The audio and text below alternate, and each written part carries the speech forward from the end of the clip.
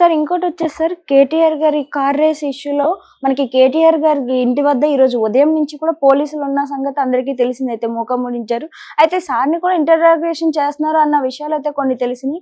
దాంతో పాటు కొన్ని రకాల ప్రశ్నలు అడగబోతున్నారని అన్నారు. అయితే ఇప్పుడు మనకు అందిన సమాచారం మేరకు ఆయన్ని అరెస్ట్ చేశారు అని అంటున్నారు. అసలు ఇందులో ఎంతవరకు వాస్తవం ఉందంటారు? అరెస్ట్ లేదు, ఇంకా అరెస్ట్ అప్పుడే జరగదు. హ్మ్. అది ఇంట్రాగేషన్ లాయర్స్ తోటి ముందే అదేంటంటే లాయర్ని పెట్టుకుని లాయర్ ఎదురుకుండా చెయ్యాలి, హ్మ్.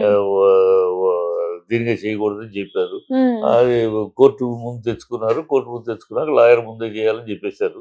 సో హ్మ్. ఇంట్రాగేషన్ జరుగుతుంది. ఇది ఈ ప్రభుత్వం ఒక దౌర్భాగ్యమైన, దుర్మార్గమైన, దుర్నీతితోటి కూడిన ఒక అసహ్యమైన దిగజారుడు రాజకీయం చేస్తుంది. హ్మ్. ఏదో రకంగా ఆయన అరెస్ట్ చేయాలి అంతే తప్పితే, ఏదో రకంగా కేటీఆర్ అరెస్ట్ చేసి ప్రజలను డైవర్ట్ చేయాలి. ఉద్దేశపూర్వకంగా అరెస్ట్ చేయాలని చూస్తున్నారన్న వార్తలు వినిపిస్తున్నాయి. అదే ఎందుకంటే ప్రజలు అసహించుకుంటున్నారు ఈ రేవంత్ రెడ్డిని, ప్రభుత్వాన్ని అసహించుకుంటున్నారు. అన్ని అబద్ధాలు ఆడారు. ఒక్క హ్మ్. అబద్ధం ఆడారు. రుణమాఫీ అన్నారు, సగం రుణమాఫీ చేసి 49,000 కోట్లలో 12,000 కోట్లు రుణమాఫీ చేసి రుణమాఫీ చేసామని అబద్ధాలు ఆడుతున్నారు. హ్మ్. నిరుద్యోగ భృతి 3,000 ఇస్తామన్నారు, ఇంతవరకు ₹1 ఇచ్చింది లేదు. అవును. 20,000 రైతులకు ఇస్తామన్నారు, సంవత్సరానికి అయిపోయింది లేదు. 2 ఏళ్ళు వచ్చేది, రెండో ఏడు కూడా వస్తుంది లేదు. హుహు. ఒక్కటి కాకపోతే ఒక్క హామీ నెరవేర్చడం లేదు. హైడ్రా అని చెప్పి పేదలు ఇల్లు కూల్చారు, ఇప్పుడు రూల్ మారుస్తున్నారు. ఇప్పుడేమో మేము కూల్చమే అంటారు. ఇది ఆల్రెడీ కూల్చేసినాక పేదలు ఇప్పుడు కూల్చము, రూల్ పర్మిషన్లు ఉంటాయని అంటున్నారు. హ్మ్. మూసి అని చెప్పి నిర్వాసితులు భంగపెట్టారు. ఇట్లా అన్ని దరిద్రం, దౌర్భాగ్యం, దుర్మార్గం, దుర్నీతి తప్పితే ఇంకోట్లేదు. ప్రజల ముందు అసహ్యం అయిపోయి ప్రజలు చీతు అంటున్నారు. రోజు తెలంగాణ భవన్‌కి ఎగబడి వస్తున్నారు ప్రజలు. మమ్మల్ని కాపాడండి, పొరపాటు చేశాం, తప్పు చేశాం, ఈ ఏదో మార్పు అంటే సరే అనుకున్నాం.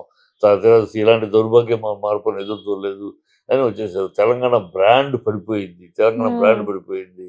ఈ సంవత్సర కాలంలో 10 ఏళ్లుగా తెలంగాణ అంటే దేశం అంతా తిరిగి చూసింది. తెలంగాణ ఒక గ్రోయింగ్ స్టేట్ అని అలా పెద్ద ఎత్తున చూసింది.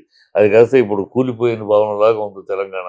ఈ వీళ్ళ ప్రభుత్వంలో దరిద్రంగా ప్రజలు చీ, తూ, పో అంటున్నారు. హ్మ్. ఈ ప్రజల ఆగ్రహాల నుంచి, ఈ ప్రజల శాపనార్థాల నుంచి, ఈ ప్రజల కోపాల నుంచి తప్పించుకోవటానికి, వాళ్ళ వాళ్ళ మైండ్స్‌ని డైవర్ట్ చేయడానికి ఈ అరెస్ట్ డ్రామాలు. హ్మ్. ఏంటి అరెస్టు? వీళ్ళ ఏమి ఇప్పుడు కేసు ఉందనుకోమ్మా, ఇచ్చినవాడు, పుచ్చుకున్నవాడు ఇద్దరు ఉండాలి కదా! అవును. పలానావాడు ఇచ్చాడు, పలానావాడు పుచ్చుకున్నాడు. అది కదా కేసు.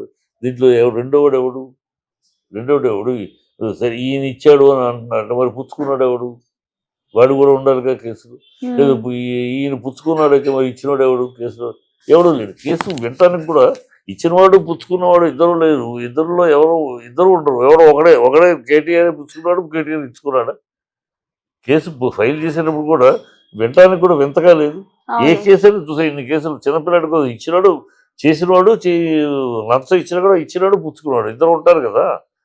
ఇద్దరు రెండోడు ఏడి? అవును. అంటే కేవలం కక్ష సాధింపుగా ఏదో చేసి, గోల్మాల్ చేసి, ఏదో కింద మీద పెట్టి, ఏదో పెట్టి లోపల తీసుకెళ్ళాలి హ్మ్. అని ప్లాన్ తప్పితే ఇంకోటి లేదు. అసలు ఈ కేసులో న్యాయం జరిగే అవకాశాలు ఎక్కడైనా కనిపిస్తున్నాయంటారా? అసలు కేటీఆర్ గారిని ఇంత దిగజార్చడానికి ఏం చూస్తున్నారని లేదు, మీకు వాళ్ళు అనిపిస్తుందా? పతనానికి పునాదులు వేసుకుంటున్నారు మా కాంగ్రెస్ హ్మ్. ప్రభుత్వం. ఇప్పటికే జనాలు చీ అన్నారు. ఈ కేటీఆర్ మీద ఏంటి రోజు జనాలు వస్తున్నారు. హ్మ్. తెలంగాణ భవన్‌కి ఎగబడి వస్తున్నారు. అయ్యా మాకు హెల్ప్ చేయండి అని ప్రజలు. ఇది చూసి చచ్చిపోతున్నాడు. అమ్మో! ఇలా ప్రజల ప్రవాహం వచ్చేస్తున్నారు తెలంగాణ భవన్‌కి.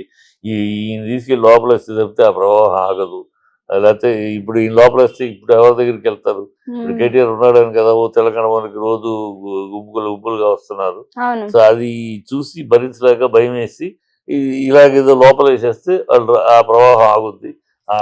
ప్రజలు కలయిక ఆగుద్ది అని ఇలాంటి క్షుద్రమైన ఆలోచనలు ఇప్పుడు రేవంత్ రెడ్డి భాష, సంస్కారం, పద్ధతి, విధానం అన్నీ బీజీ రౌడీ భాషలు, బీజీ హ్మ్. మాటలే. చర్యలు అయితే మాటలు అంతే.